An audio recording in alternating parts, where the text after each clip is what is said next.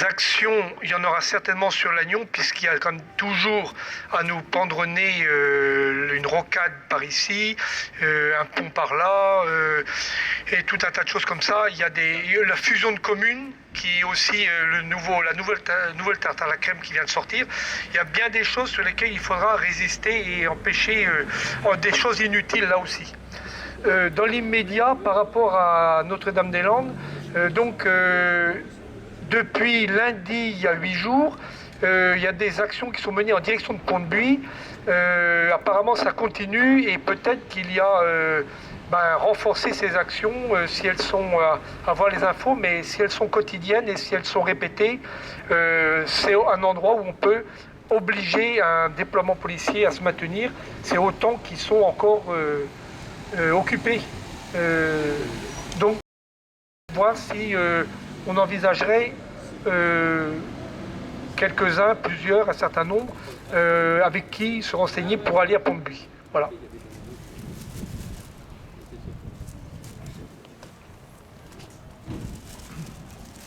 Oui, je reviens à ce que tu disais tout à l'heure là, et c'est vrai que, comme l'a dit aussi Michel, il y a plein de comment dire, de projets collectifs qui se réalisent dans nos campagnes, dans l'environnement, même ici dans le Trégor. C'est vrai que Notre-Dame-des-Landes, c'est quelque chose qui nous tient à cœur depuis très longtemps. Et si effectivement après l'aéroport, on milite aussi pour un autre monde, c'est bien vrai. C'est bien pour ça que finalement ça continue.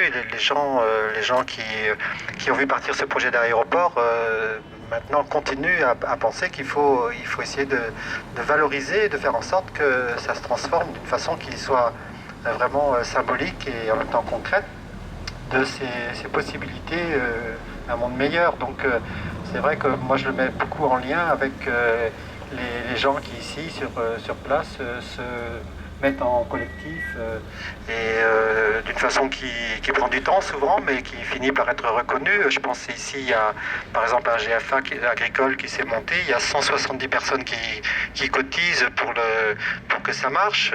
Ça c'est quand même incroyable que notre gouvernement soit incapable de se rendre compte qu'il y a des énergies formidables pour accompagner ces projets et que ça n'a rien à voir avec l'anarchie, ça a à voir, oui, avec l'écologie, ça a à voir avec effectivement l'envie d'être solidaire et en même temps de créer de l'emploi, que du positif.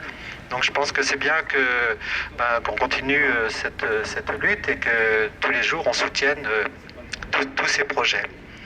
Voilà ce que je voulais dire. Je passe la parole. Il y a quelque chose, mais on va faire comme ça. Attends.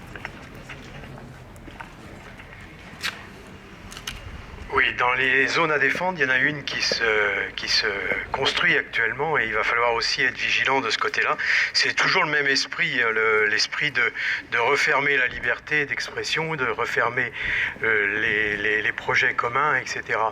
Il y a actuellement un texte qui est à l'étude sur le secret des affaires. Je ne sais pas si vous avez entendu parler, mais c'est en train de se construire très fortement, ce qui ferait que entre le CETA et les tribunaux d'exception qui l'accompagnent et le secret des affaires, on n'aura plus le droit de ne rien dire, rien révéler et ne rien s'inquiéter s'il y a quelque chose qui vient nous empêcher de vivre normalement. Il y a une pétition en ligne qui a déjà recueilli à peu près 350 000 signatures, mais qui demande à être largement abreuvé sur polynis.org. Je vous conseille d'aller lire et d'aller voir. C'est Élise Lucet, que vous connaissez dans ses positionnements un petit peu incisifs par rapport aux lanceurs d'alerte, et elle-même en tant que dénonciatrice, appelle au soutien et à la vigilance accrue. On est dans la même veine. Quel que soit le combat qui se pose, on est dans la même veine, dans une veine qu'il faut à tout prix empêcher qu'elle se solidifie et qu'elle finisse par nous étouffer. Ah oui. Attends, on va changer comme